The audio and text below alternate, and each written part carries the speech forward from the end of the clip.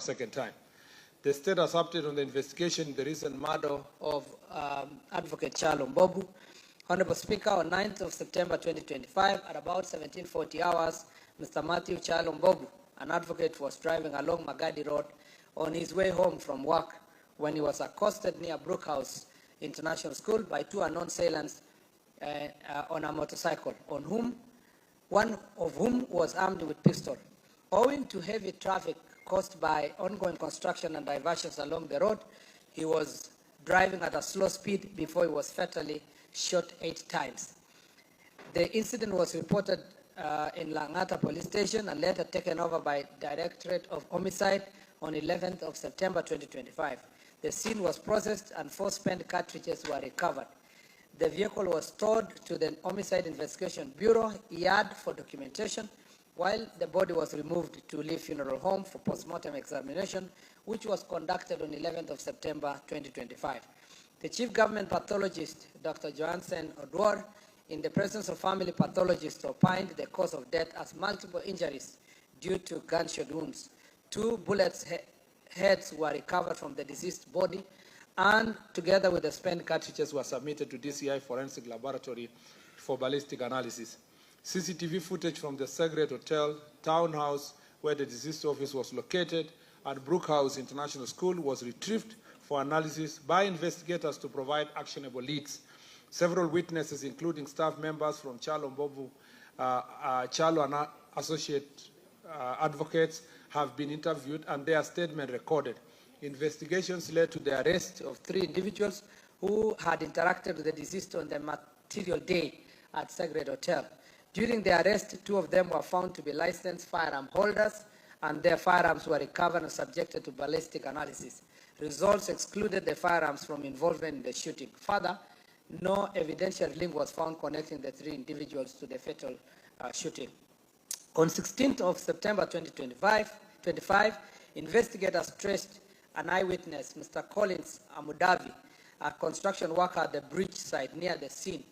He confirmed observing a motorcycle rider waiting with the engine running near the diversion point shortly before hearing gunshots. He described the shooter as a person who was wearing a black face mask, gloves, hooded top, reflector jacket, and sweatpants.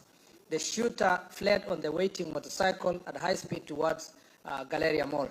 CCTV footage from the Brookhouse International School corroborated the presence of the motorcycle trailing the deceased vehicle. However, identification of the assailants was hindered by the use of helmets and face coverings, and the registration number plate was not clearly captured.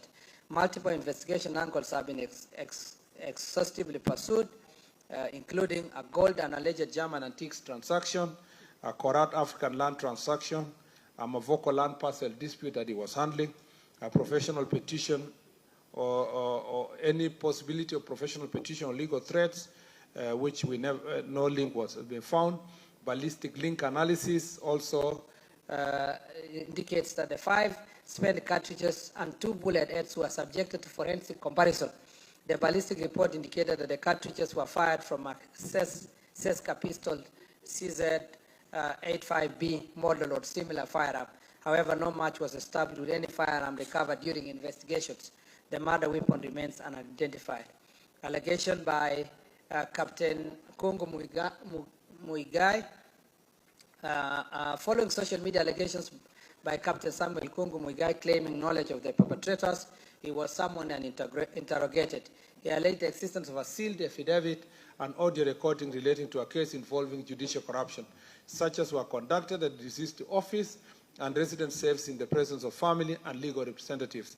No such envelope or recording were recovered. The claim remained unsubstantiated. Given the complexity of the matter and the multiplicity of the investigative angles pursued, the case remains pending investigations.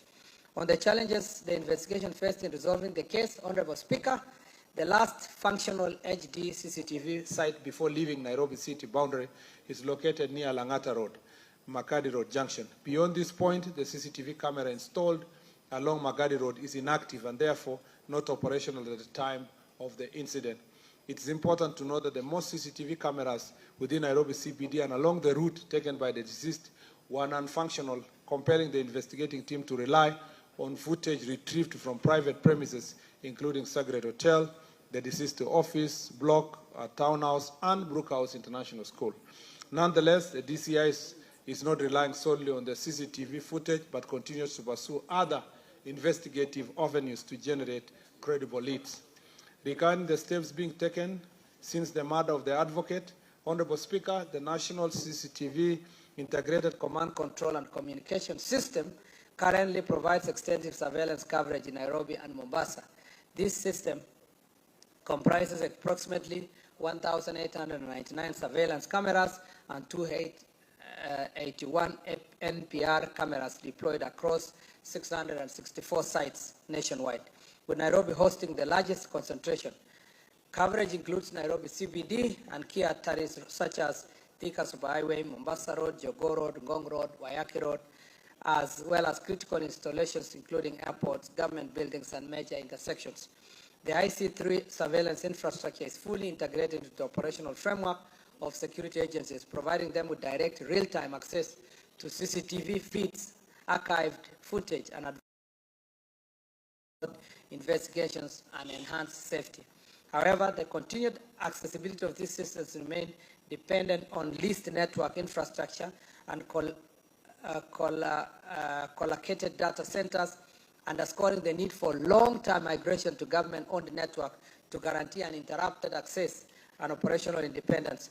While some of these cameras remain operational and critical to policing and investigation, the overall effectiveness of the system is constrained by damage, dependence on leased fiber infrastructure, and inactive sites. The existing CCTV and NPR systems have been in operation for over 8 years. The natural expiry of their product life cycle, both hardware components such as servers, storage, and network devices, and software have reached end life and can no longer sustain reliable operation.